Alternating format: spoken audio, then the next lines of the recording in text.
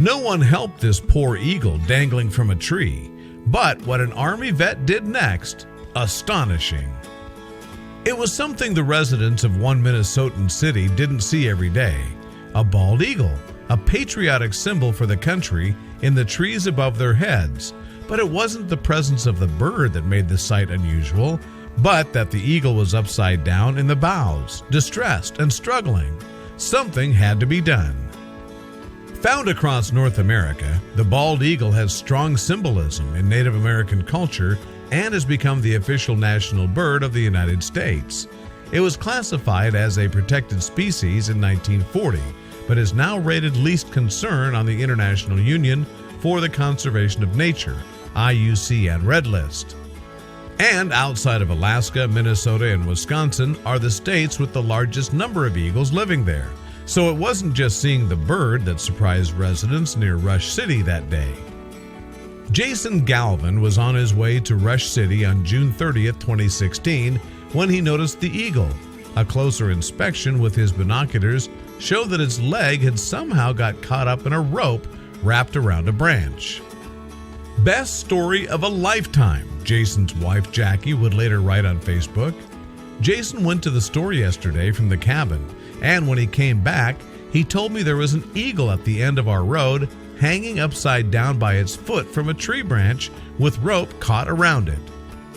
I called the sheriff's office, City Hall, Fire Department, University of Minnesota Raptor Center, Department of Natural Resources Conservation Officer, and all the stories were the same, Jackie added. All the departments gave the same reason for their lack of action.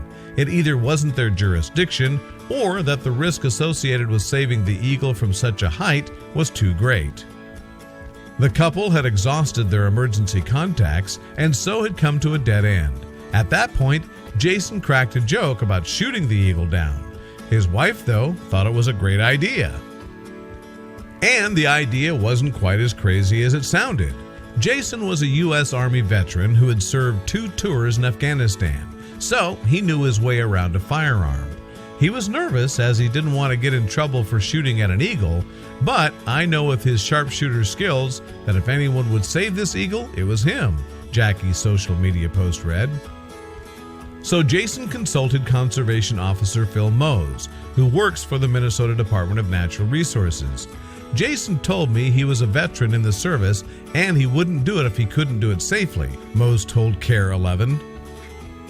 Although Jason had a rifle of his own, his neighbor provided one with a better scope. As a proud patriot, he was taking no chances rescuing a bald eagle. The vet took up the .22 rifle to shoot the eagle free. To do so successfully, he needed to hit exactly where the rope wrapped around the branch. It was windy, and he only had about 4 inches of rope to shoot without hitting the eagle. As he assessed the elements of the weather, he took a couple of practice shots to ensure the sight was on target. Against the rising midday sun, the wind, and the odds, Galvin then began shooting at the branch and rope that had wrapped around the bird.